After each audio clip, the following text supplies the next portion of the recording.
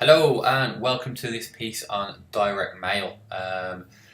Direct mail is a very interesting marketing pillar. Okay, it can often be overlooked. Some people think of it as being a bit old school and not really relevant in today's more modern market. Some people think of it as being a tad expensive and because of that not being able to yield particularly a good result. But the first time I studied direct mail and the first time I became aware of it, it was very interesting. And there are definitely thousands and thousands of businesses using it in the UK for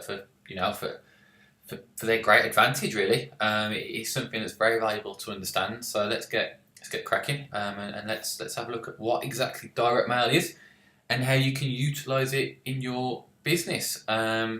The technical definition, which I'm just reading from the slide, is unsolicited commercial literature sent to prospective customers through the post. So essentially, it's a commercial piece of literature, a piece of paper, a sales letter sent to prospective customers in the post. All right, it's effective.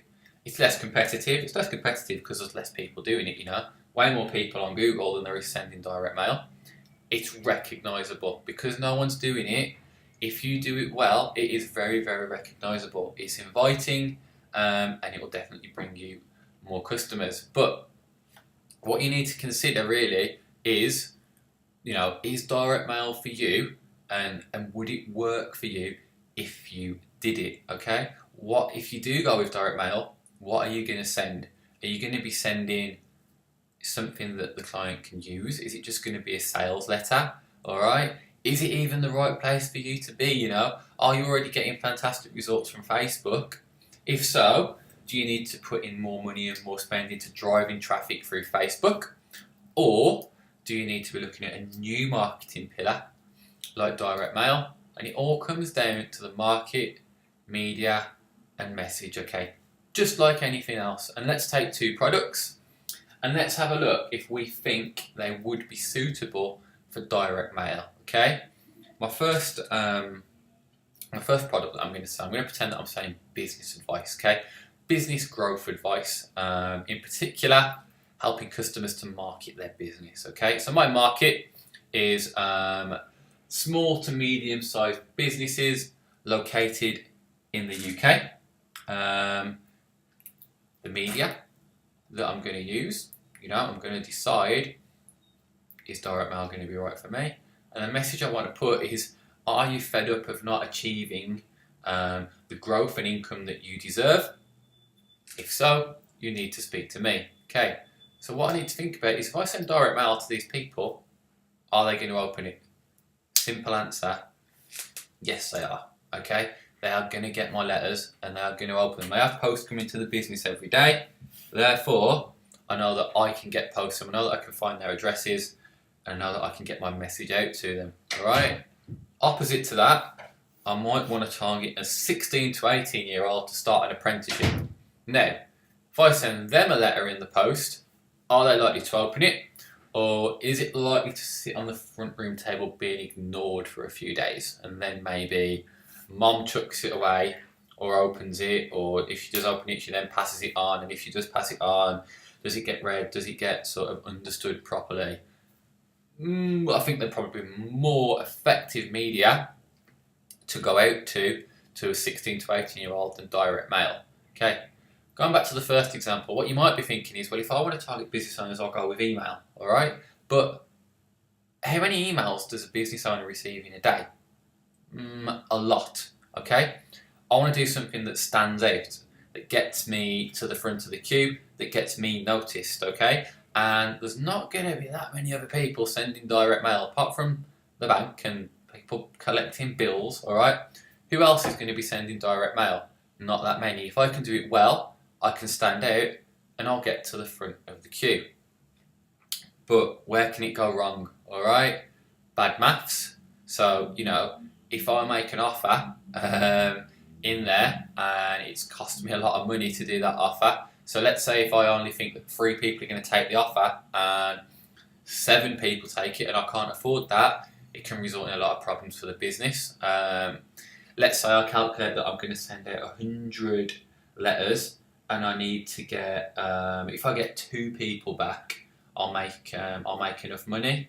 But I don't get any people come back, and I've made a loss. So that's bad maths.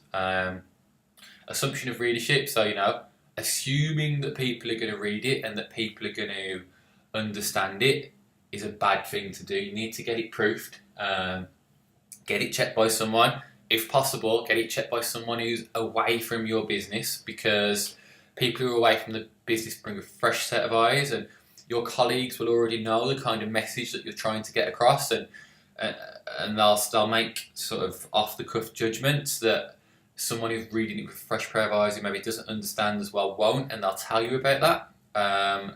If there's no incentive, it's not good. So if it's just a letter that tells someone about you and what you do, and there's no incentive and no call to action, then people aren't going to take action. Yeah, it's just going to be sitting on their desk, and it's probably going to get forgotten about. If it's something that comes through and they need to take action straight away, or miss losing out, then it's going to be a better sales piece, all right, and a better piece of direct mail.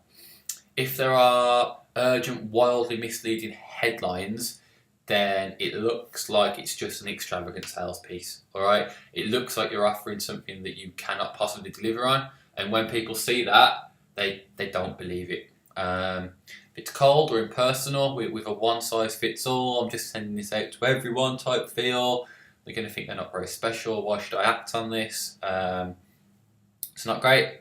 It says a where's Wally of call to actions, so if you can't find the call to action, it's hidden in there somewhere and it's difficult to find.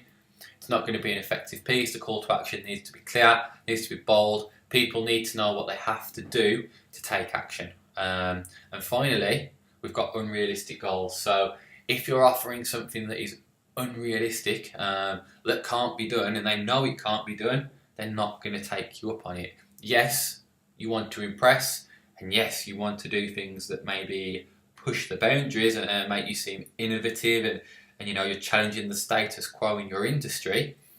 But at the same time, if it's totally unrealistic, if you write a letter to a salesperson and say, I'm going to take you to Mars for £5, no one's going to reply, all right? No one believes it. And here's a quote from Bill Glazer, which is interesting, all right? You can always be different, and when you are, you get noticed, and that goes for all schools of life.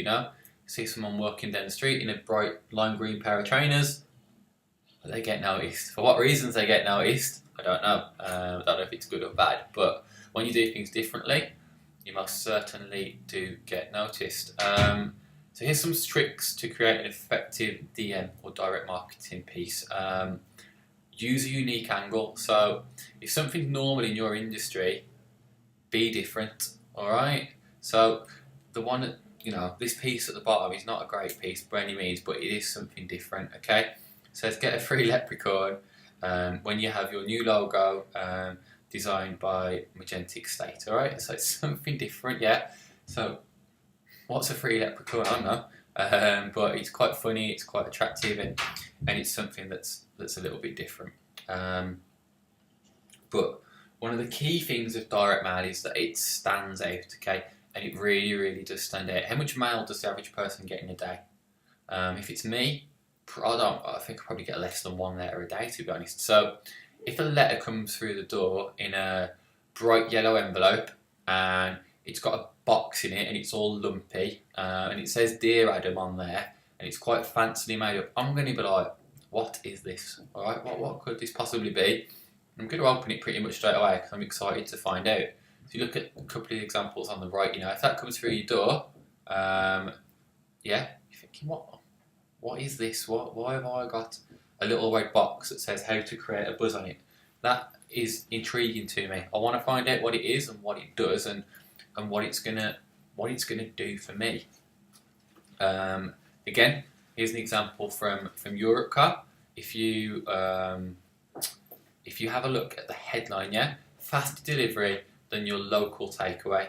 All right, that's a strong headline. All right, they can get me a car faster than I can get a takeaway. There's a mock key in there, and it's saying that they deliver. They'll come, they'll bring me a car. I'll have the car key.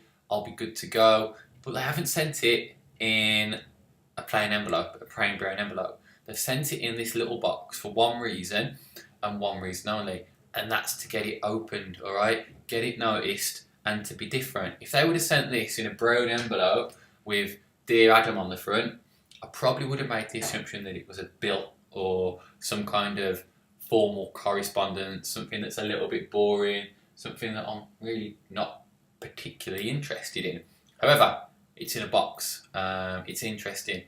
They've got their logo on the front, so you do know where it's coming from. But it is quite a strong brand, so I'd probably be thinking, what have the guys at Europcar got to offer me? Why are they writing to me? So I probably would open that. Think about the colours that you're using. Okay, different colours mean and say different things. And as a bit of an example here, okay, so red normally means like passionate, active, exciting, and there's some logos at the bottom that reflect that. Pink is calm, respectful, sensitive, loving. Purple is deep and stimulating and compassionate. Navy, so a dark blue, something that's sincere and trustworthy and successful. Green is all about balance and harmony and equilibrium. Lighter blue, all about spirit and connecting and being open. And then we've also got orange, which is all about warmth and gut reaction and freedom as well. It doesn't always go like that, but think about how the colours look and feel with each other. Do they stand out? Are they readable? Okay. Personalisation is important. It has become quite big in the last 18 months, 2 years, particularly with the Coca-Cola and Nutella examples that we've got here. So Coca-Cola did the campaign where it had people's names on it, and how many Facebook statuses did you see where it was someone saying, "Look, I've got a bottle of Coke with your name on," or "Just bought this from my friend Dan." Thousands of them, and they were going all over the place, going viral. And obviously, once people start tweeting about it and Facebooking about it, that's free advertising for the company. Then they're not paying for that. But back to direct mail. When you put someone's name on it, it becomes more personal and it means more to them. It looks like you're thinking of them and that it's specifically for them. Sir or madam, dear sir, dear madam. It's not as personal and it doesn't work as well. Think about the packaging of your direct mail piece. So if you're going to send a piece, it can't be boring, man. Come on. It can't be just a plain envelope. It can't be that. Make it interesting. So look at this. Look at the one that looks like a sausage. Look at the headline on it. We're having a sausage party. You're going to open that. You're going to be like, what is this? What am I getting through the post? You have a piece here, one that looks like a life jacket. Headline: Are you drowning in practice management? That's awesome. All right, that's really good. I could use that. I could rip it off. Could say, let's go back to the example that I'm looking for business owners who want marketing advice. Are you drowning in your business? Yeah. Do you need help? SOS. Anything like that. Get the attention. Okay, there's a fuel can. Are you running on empty? Nice headline, nice interesting thing. It's they're exciting and they're using the packaging in the right way. And even if it's something like the one on the right, get it printed on the inside. Don't be boring with it, or even get a handwritten note in there if you're doing small quantities and make people feel special. What they're doing there and the one on the right, they're sending out a portfolio of work they've done, but they're not sending it as a boring paper thing in the post. They've got a nice bit of packaging, nice chunky thing with a USB in there. Who else is sending their portfolio by USB? Not many people. Issue that you've got, are people going to put a USB that they don't trust into their PC? Think about that, yeah? Cover all the angles. Delivery. What's going to make it stand out? So, what we like to do, if we're doing something very special, is we'll hand deliver it. So someone will actually go and deliver it. Either we'll get a courier, or we'll go and deliver it ourselves. If you get a courier, it's a bit risky because you don't know what their attitude's going to be like. They could just drop it off and be like, yeah, here you go. And if you hand deliver it, do you give an envelope? Don't you give an envelope? We normally do, but get the envelope printed, make it interesting, get a nice headline on there. Even as far as if you're sending something in the post, can it have a